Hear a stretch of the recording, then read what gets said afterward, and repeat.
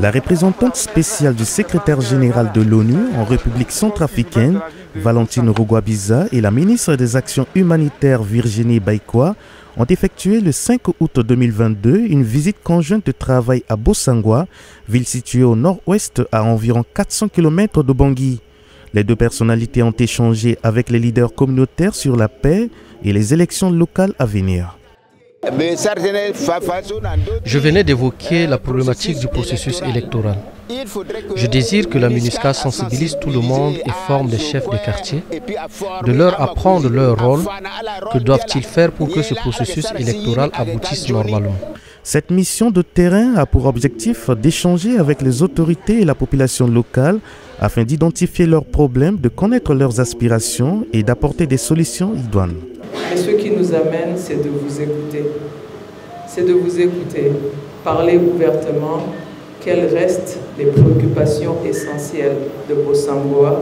Et dans l'échange qui va suivre, nous allons pouvoir répondre à certaines, j'espère, à certaines de ces préoccupations. Je ne viens pas ici pour vous donner des messages d'orientation, mais pour vous écouter. Plusieurs points ont été débattus lors de ces différentes rencontres avec les autorités locales et les organisations de la société civile, à savoir le désarmement des groupes armés, la sensibilisation sur les élections locales, la protection de la population civile, la libre circulation des personnes et des biens, le vivre ensemble, la cohésion sociale et la réconciliation. Braquage sur les axes, surtout les jours de marché hebdomadaire. Formalité excessive des FIC. B. Solution. Créer des conditions favorables au désarmement de groupes armés, suivi des mesures prises par le gouvernement dans le but de limiter les formalités. Valentine Rugwabiza exhortait la population de mettre un terme à la violence, car selon elle, la violence n'emmène que de la violence. Il est temps de protéger et garder jalousement la paix retrouvée. Bien sûr, je reçois les rapports de tous mes collègues, mais aucun rapport ne peut prendre la place de ce qu'on voit de soi-même. Aucun rapport ne peut prendre la place de l'expérience. Je veux vous féliciter pour ce qui est ressorti de votre dialogue sur la cohésion sociale. Ce qui ressort montre très clairement que non seulement vous connaissez vos problèmes, mais vous connaissez la solution à vos problèmes. Lors de son discours, la ministre de l'Action humanitaire et de la Réconciliation nationale, Virginie Baïkoa, a tenu à mettre l'accent sur l'importance de la tenue prochaine des élections locales. Il y a de cela très longtemps qu'on élisait les maires, mais maintenant ils sont nommés. Vous, les populations, dites que les maires nommés ne reflètent pas vos choix.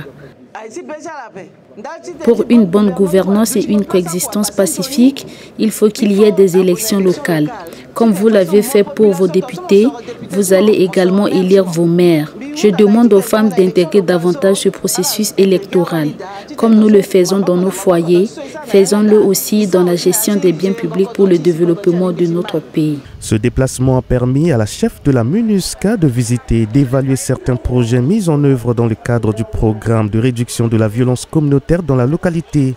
Sylvestre Feidangai, l'un des bénéficiaires du programme, témoigne sa gratitude envers la MINUSCA. Je suis très reconnaissant à l'endroit de la MINUSCA qui nous a formés. C'est un privilège d'être formés. Il y a des personnes qui payent énormément d'argent, mais la MINUSCA nous a donné ces formations gracieusement et à la fin, elle nous a remis à titre gratuit les machines à coudre. C'est pourquoi nous avons créé notre groupement dans lequel nous faisons cours de ces habits que vous voyez étalés ici. Il est important de rappeler que la préfecture de l'Ouham a été aussi affectée par la crise de mars 2013 qu'a connue le pays. Elle a fragilisé le tissu socio-économique et politique de cette région. C'est pour cette raison que depuis la prise de fonction de la chef de la MINUSCA, le 18 avril 2022, elle effectue des déplacements dans les régions pour s'enquérir de la situation sécuritaire dans toutes les préfectures de la République centrafricaine.